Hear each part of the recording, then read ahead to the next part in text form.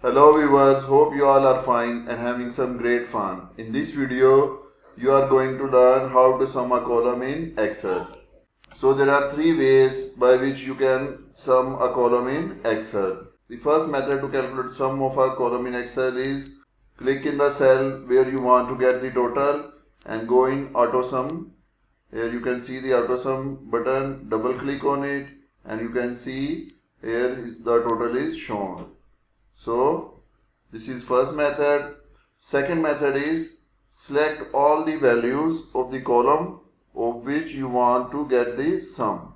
After selecting this, just click on this auto sum and you can see it has shown the total.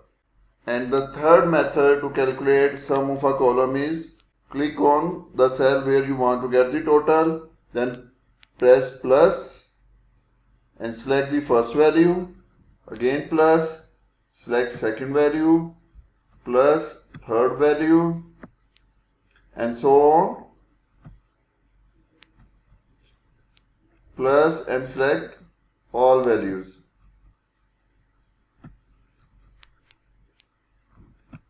And don't put a plus after selecting the last value, and then press enter and you can see the total has been done.